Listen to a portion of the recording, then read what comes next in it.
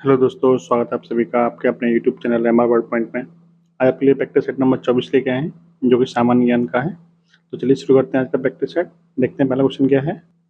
पहला क्वेश्चन दिया है, माउंट एटना क्या है। तो माउंट एटना क्या है, एक प्रकार का ज्वालामुखी पर्वत है। ठीक है, ये कहाँ पर है, ये आपका भूमध्य सागर के अंदर पड़ता है। ठीक है, भूमध्य सागर में ये कहाँ पड़ता है, भूमध्य सागर। और किस देश के अंतर्गत आता है, तो ये आता है आपका इटली के अंतर्गत। ठीक है, इटली देश के अंतर्गत आता है और भूमध्य सागर में पड़ता है। इसको भूमध्य सागर का प्रकाश स्तंभ भी कहा जाता है, भूमध्य सागर का प्रकाश स्तंभ। ठीक है, प्रकाश स्तंभ। क्लियर। नेक्स्ट क्वेश्चन देखिए, जवाहरलाल नेहरू ने किस अवसर पर ट्रस्ट विद डेस्टिनी कहा था। तो ये आपके जो चार ऑप्शन दे रखे हैं, इनमें से कोई भी ऑप्शन आपका सही आंसर नहीं है। इसका राइट आंसर क्या है, जवाहरलाल नेहरू ने जो ट्रस्ट विद डेस्टिनी कहा था, वो कहा था 14 और 15 अगस्त 1947 की रात को जो भाषण दिया था जवाहरलाल नेहरू ने, उसको ही कहा जाता है ट्रस्ट विद डेस्टिनी। ठीक है, और ये भाषण 20वीं सदी का सबसे प्रमुख भाषणों में से एक था। ठीक है, तो इस भाषण को ही क्या कहा जाता है, ट्रस्ट विद डेस्टिनी कहा जाता है। इन चार ऑप्शन में से कोई भी ऑप्शन आपका राइट आंसर नहीं है। नेक्स्ट देखिए, क्वेश्चन क्या है, किसके प्रभाव से बीज रहित फल बनते हैं। ऑप्शन है आपके कॉर्बिसिन, सुक्रोज, हार्मोन्स या फिर शुद्ध लोनिन। तो इसका राइट आंसर हो जाएगा ऑप्शन नंबर सी, हार्मोन्स के प्रभाव से क्या बनते हैं, बीज रहित फल बनते हैं। नेक्स्ट देखिए, असहयोग आंदोलन 1922 ईस्वी में क्यों वापस ले लिया गया। इसका राइट आंसर क्या बन जाएगा, option number C, Chauri Chaura कांड के द्वारा, जो कब हुआ था, 4 फरवरी 1922 को घटित हुआ था, मतलब घटना घटी थी। और चौरी चौरा कहाँ पड़ता है, आपके गोरखपुर के पास में पड़ता है, गोरखपुर के पास में। बात करेंगे असहयोग आंदोलन कब शुरू हुआ था, तो ये आंदोलन 1920 में शुरू हुआ था। ठीक है, कब शुरू हुआ था, 1920 में। बंद कब हो गया था, तो 4 फरवरी 1922 को बंद कर दिया गया चौरी चौरा घटना के बाद। नेक्स्ट देखिए, उठो जागो का नारा किसने दिया था। तो उठो जागो का नारा दिया था स्वामी विवेकानंद ने। उठो जागो और अपने लक्ष्य को प्राप्त करो, तो ये नारा दिया था स्वामी विवेकानंद ने। बात करें स्वामी विवेकानंद की, इन्होंने सर्वधर्म सम्मेलन में भाग लिया था, सर्वधर्म सम्मेलन में भाग लिया था, जो कहाँ पे हुआ था, जो कि आपका शिकागो में हुआ था। शिकागो मतलब यूएसए में। कब हुआ था, 1893 में। ठीक है, शिकागो में हुआ था सर्वधर्म सम्मेलन। उसमें क्या किया था, स्वामी विवेकानंद जी ने भाग लिया था। क्वेश्चन आपसे पूछा था कि शिकागो के सर्वधर्म सम्मेलन में किसने भाग लिया था, तो स्वामी विवेकानंद ने, या फिर स्वामी विवेकानंद ने शिकागो में कब भाग लिया था, तो 1893 में। कुल मिला के घुमा फिरा के आपको क्वेश्चन पूछ जाते हैं। और क्या पूछा जाता है इनके बारे में, कि जो रामकृष्ण परमहंस मिशन था, यानी कि रामकृष्ण मिशन की स्थापना किसने की थी, तो वो भी स्वामी विवेकानंद जी ने की थी। ठीक है, रामकृष्ण मिशन की स्थापना। नेक्स्ट देखिए, सत्य और अहिंसा मेरे ईश्वर हैं, यह कथन किसका है, तो ये कथन है आपका महात्मा गांधी जी का। बात करें महात्मा गांधी की, तो इनकी कुछ पुस्तकें हैं, उनका नाम क्या है, एक तो हरिजन पुस्तक है, हरिजन पत्रिका है। दूसरा हिंद स्वराज, हिंद स्वराज। इसके अलावा सत्य के साथ मेरे प्रयोग, सत्य के साथ मेरे प्रयोग, एक्सपेरिमेंट विद ट्रूथ। ये किसकी पुस्तकें हैं, किसकी रचना है, ये महात्मा गांधी की रचना है। नेक्स्ट देखिए, जब किसी प्रिज्म से श्वेत प्रकाश का विक्षेपण होता है, तो निम्नलिखित में से किस रंग का सर्वाधिक विचलन होता है। तो जब प्रिज्म से प्रकाश को निकालते हैं, तो सबसे ज्यादा विचलन किसका होता है, तो बैंगनी रंग का विचलन सबसे ज्यादा होता है। और सबसे कम किसका होता है, तो सबसे कम होता है लाल रंग का। सबसे ज्यादा बैंगनी रंग का विचलन क्यों होता है, क्योंकि इसकी तरंग दैर्घ्य क्या होती है, जो इसकी तरंग दैर्घ्य होती है वो क्या होती है, सबसे कम होती है। और लाल रंग की तरंग दैर्घ्य क्या होती है, सबसे अधिक होती है, जिसकी वजह से इसका विचलन कम होता है। विचलन कम होने की वजह से क्या होता है, खतरे के जो निशान होते हैं वो आपके लाल रंग के बनाए जाते हैं, जिससे कि आपको साफ दिखाई दे सके। क्योंकि लाल रंग की तरंग दैर्घ्य क्या होती है, सबसे अधिक, इसलिए इसका विचलन सबसे कम होता है। नेक्स्ट देखिए, मानवाधिकार दिवस कब मनाया जाता है, तो मानवाधिकार दिवस कब मनाया जाता है, 10 दिसंबर को। इसी दिन क्या बांटे जाते हैं, इसी दिन आपके नोबेल पुरस्कार बांटे जाते हैं।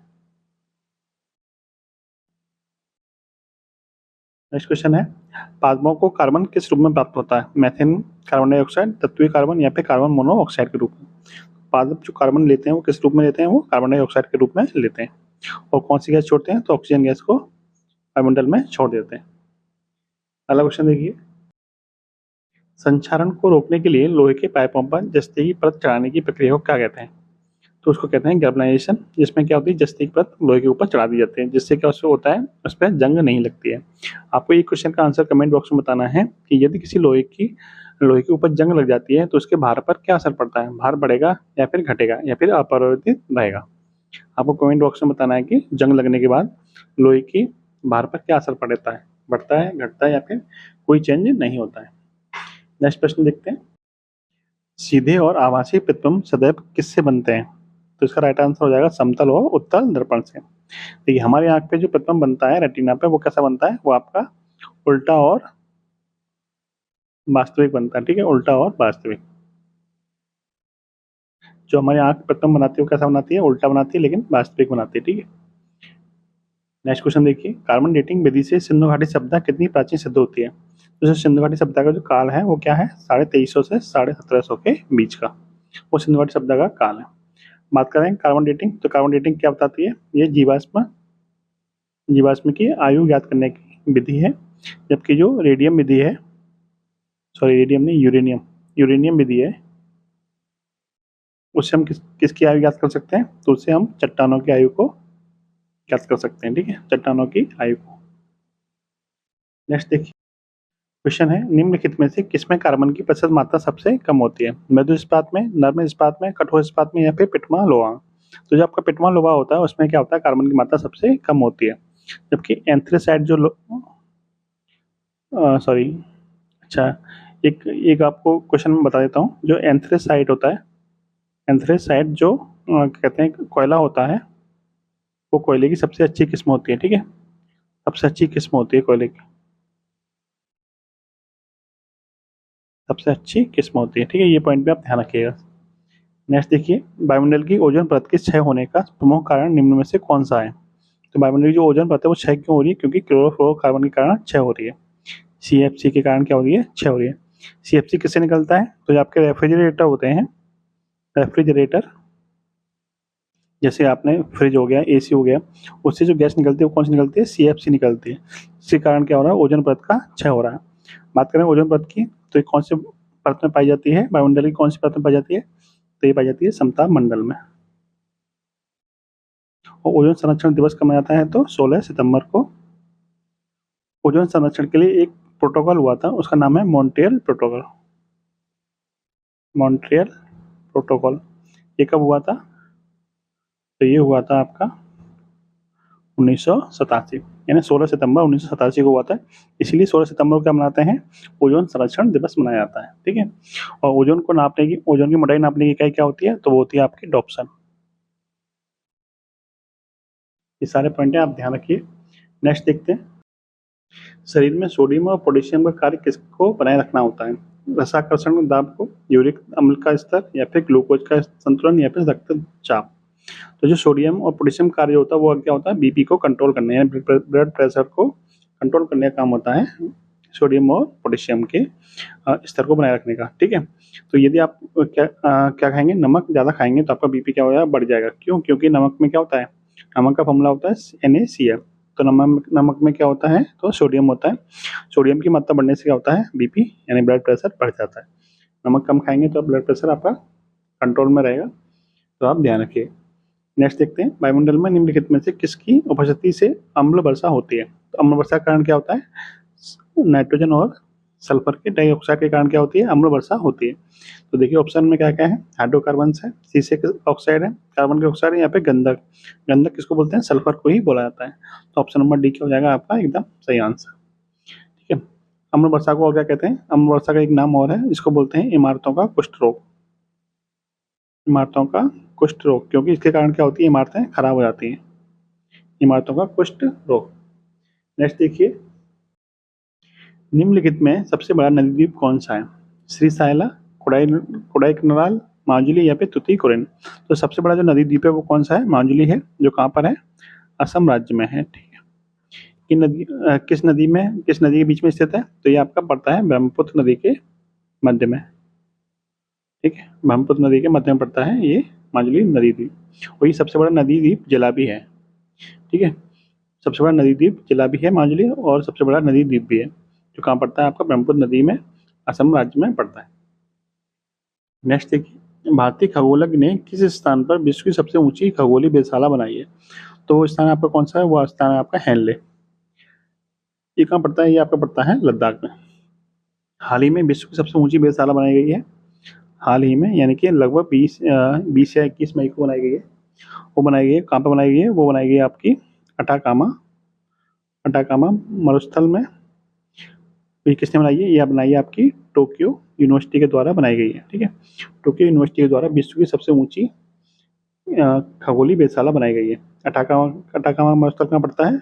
पेरू और चिली की सीमा पर पड़ता है अटाकामा मरुस्थल। तो यहाँ पर करंट का क्वेश्चन है, ये भी ध्यान रखिएगा। ठीक है, हाल ही का क्वेश्चन है, 20-21 मई 2024 का क्वेश्चन है, आप ध्यान रखिएगा। ठीक है, नेक्स्ट देखिए, राजपूत समाज का आधार क्या है, क्या था? दस्तकारी, धर्म, वर्ग या फिर वंश? तो राजपूत समाज का जो आधार था वो कौन सा था? वो आपका वंश था। नेक्स्ट देखते हैं, ऊंचे पादपों में शीर्ष प्रभुत्व का कारण कौन सा होता है? प्रकाश की अवधि, विकर, कार्बोहाइड्रेट या फिर हार्मोन्स?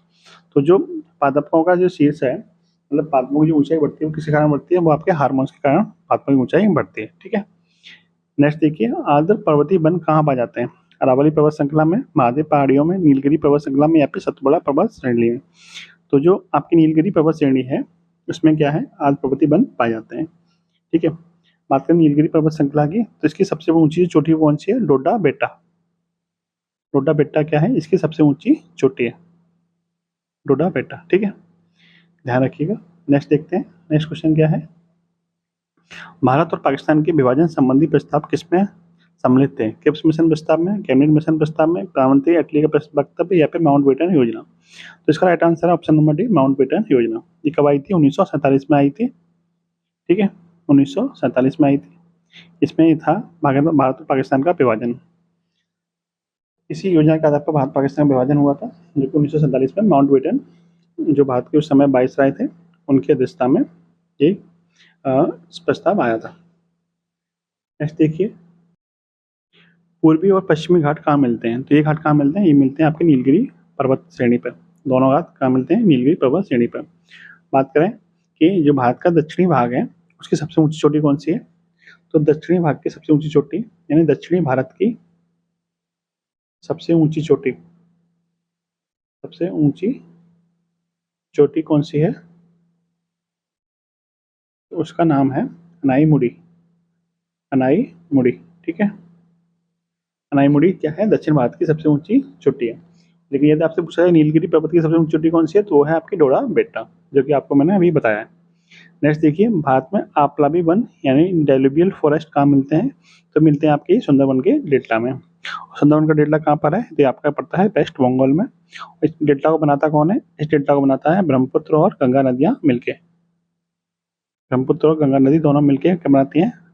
विश्व का सबसे बड़ा डेल्टा है ये। क्या है? विश्व का सबसे बड़ा डेल्टा है सुंदरवन का डेल्टा। यहाँ पे कौन से वन पाए जाते हैं? यहाँ पे सुंदरी वन पाए जाते हैं, सुंदरी वन, जिसके नाम पर इसका नाम क्या पड़ गया? सुंदरवन का डेल्टा।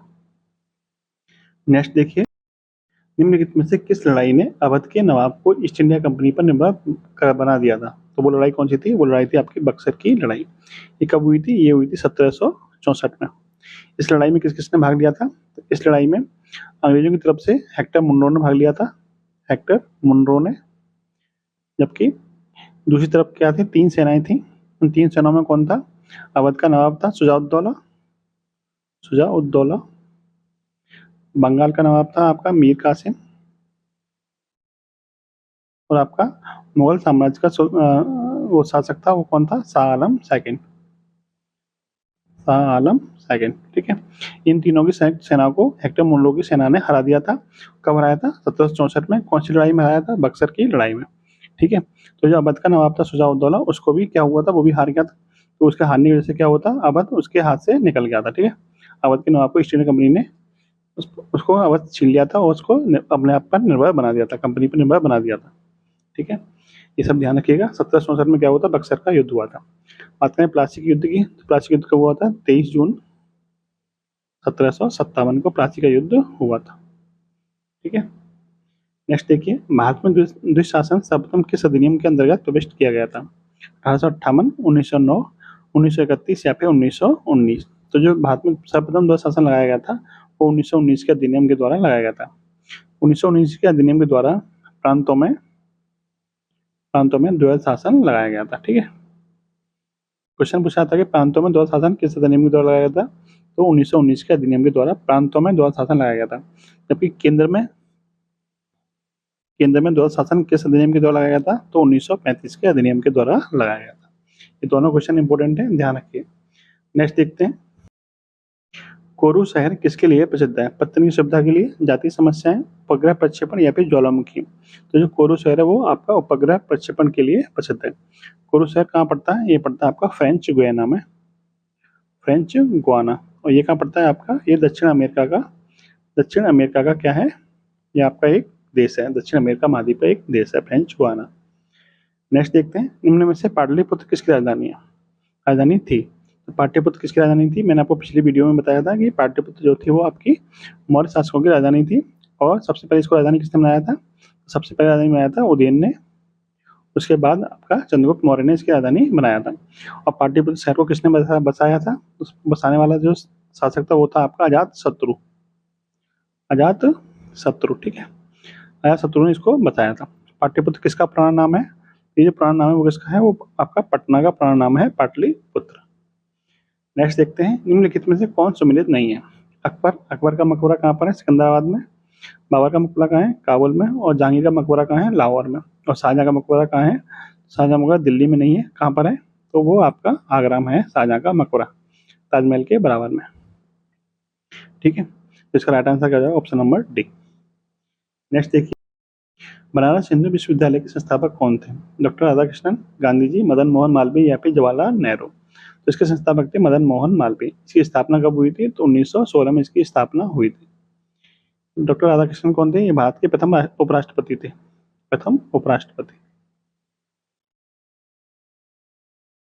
ठीक है। और जवाहरलाल नेहरू कौन थे, ये भारत के फर्स्ट पीएम थे। ठीक है, फर्स्ट पीएम, प्रथम प्रधानमंत्री।